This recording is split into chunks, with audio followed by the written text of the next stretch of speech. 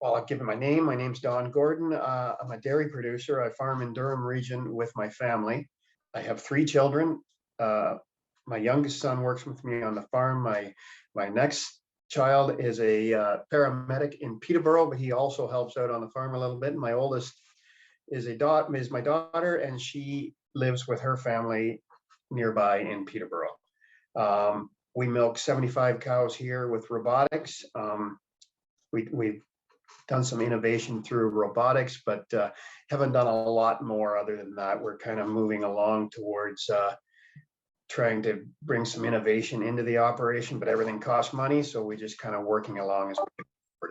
Like I said, we milk 75 cows. We crop about 400 acres of land here and do a lot of it with custom operators.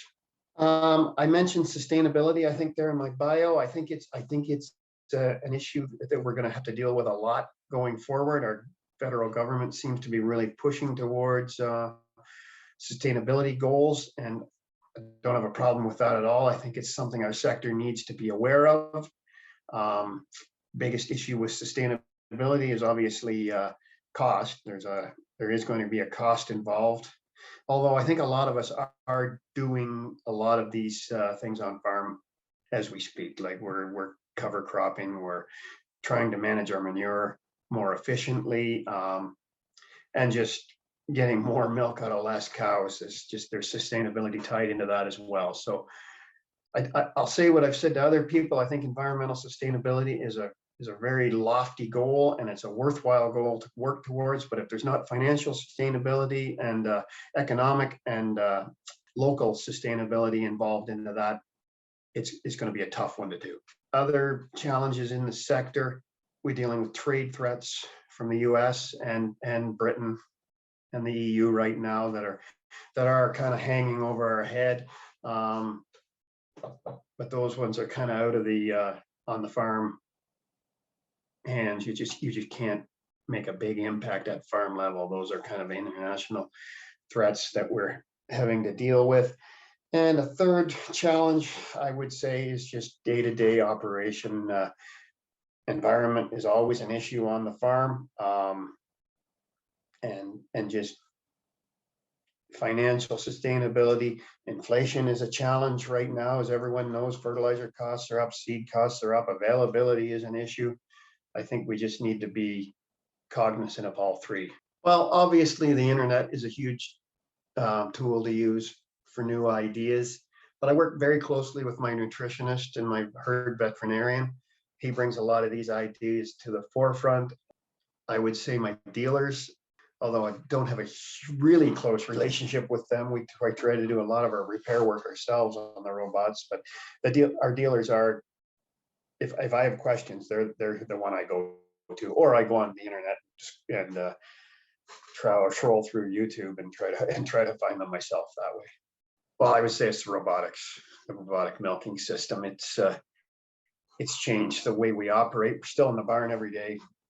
We're just doing different things and able to maybe tighter manage our herd and our cropping operation as well. It allows us to have that time. And you know what? It's really important too, from a family point of view too. It's allowed us to have a little more free time with our families as well.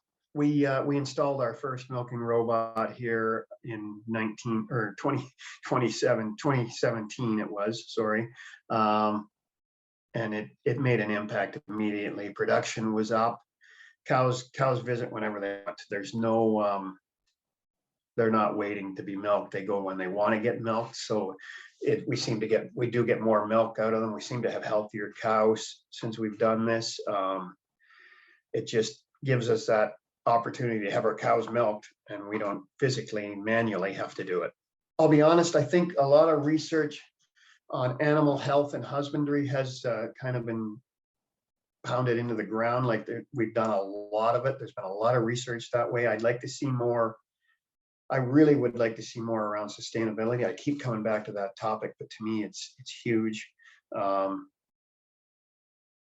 Where maybe even more research into human health because of dairy. I'd like to see more positive research on that. Really, there's not a lot more I can add to that.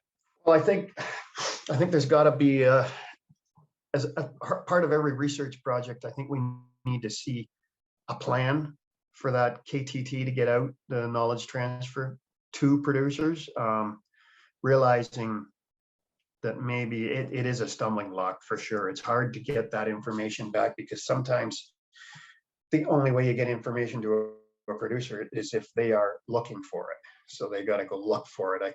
I'd like to see maybe ways through trade journals or trade shows, which we haven't had a lot of in the last 2 years, obviously, but I think they're going to be coming back more.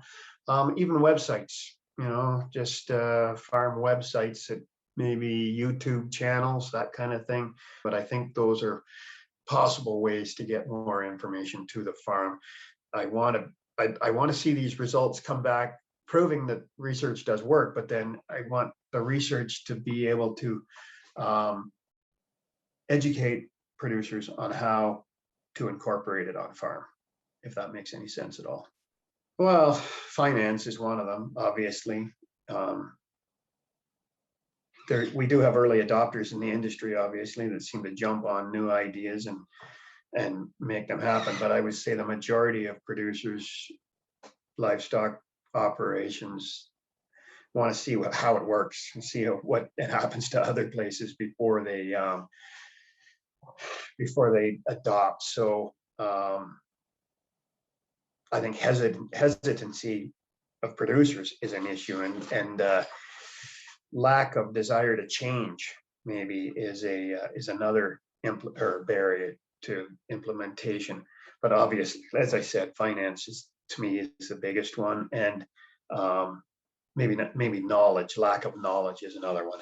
The advice I would give is to a new young researcher is to listen to your audience, try to hear what they have to, what they need and what they want, and how they want things to work on their operation. I think that's a lot of the research ideas will come from the grassroots farms, and to me that is paramount. As a researcher, you've got to listen and you've got to be willing to deliver what your audience is looking for.